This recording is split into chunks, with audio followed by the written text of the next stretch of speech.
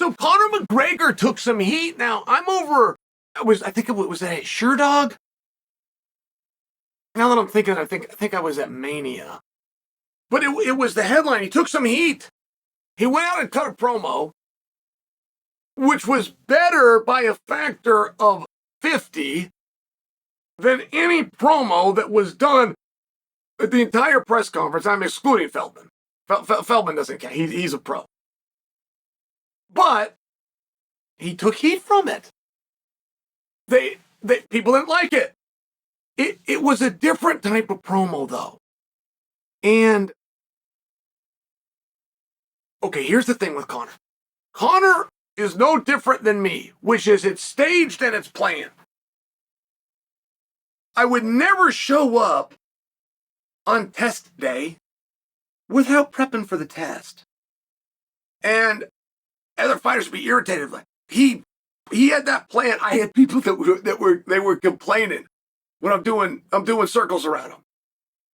Thinking, why didn't you? Why did you didn't have a good sense of what they were going to ask you? You were at a press conference for a fight against that guy. You didn't have an idea of what Ariel and Kevin and Jon were going to ask you? All right. Anyway. However, within the delivery and within the performance, you go out of your way, including if you have to stumble or take a breath like that, to make it appear that it's off the top of your head.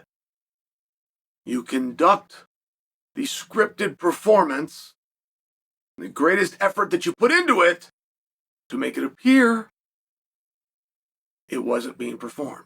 And that was the difference with Conor yesterday. I've actually never seen him do it. I've never seen him do it where he comes out and he's got a memorized script. And it's very clear that he practiced this in front of the mirror and then he goes out and delivers. I've never seen him do it. However, I liked it. I mean, Conor was spitting fire. Not to mention, he looked like $1 million, right? I mean, the guy has stayed in shape and he trimmed up a little bit. You know, he kind of got puffy there for a little bit. There's a size. Everybody's got a size. You don't know it. So you try out different sizes. I like the shape. I like the shape that Conor's. But he's got on this fly suit. There was one like Brad Pitt was wearing in the Ocean's movies. And he's wearing these sunglasses that were just cool looking. He's got a cigar. Which in the fight business, for a new promoter, as a gimmick to come out with a cigar, it's just an interesting thing. It just was. And I was really surprised that he took criticism. Now, Conor and Perry, you guys want a story?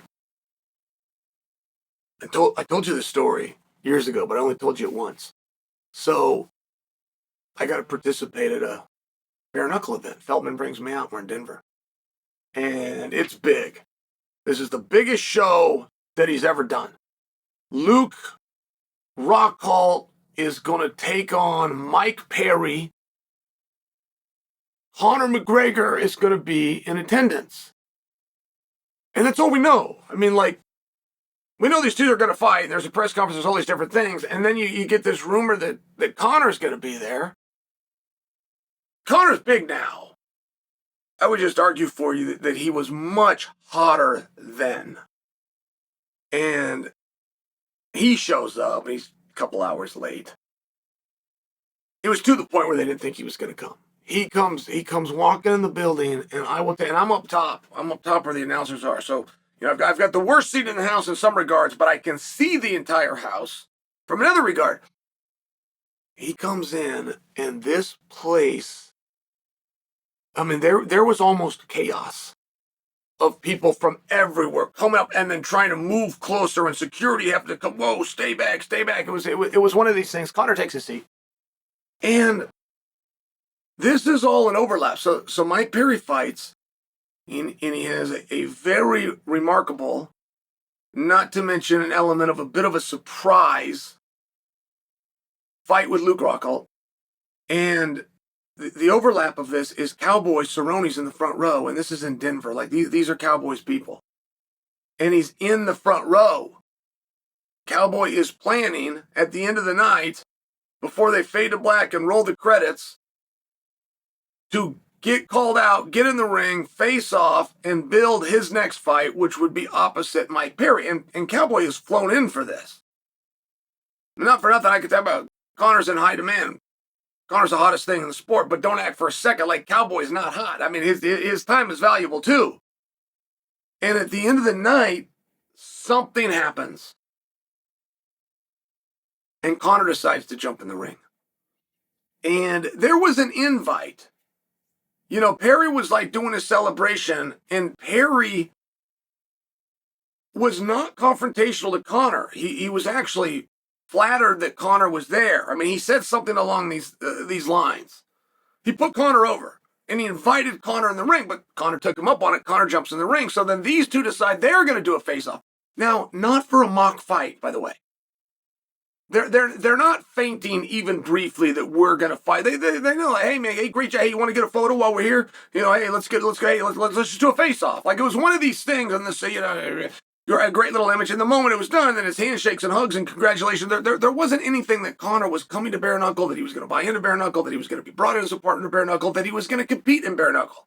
It was very clear that he was a fan, but the TV window closed, and the face off that was to be Cowboy and Perry didn't happen.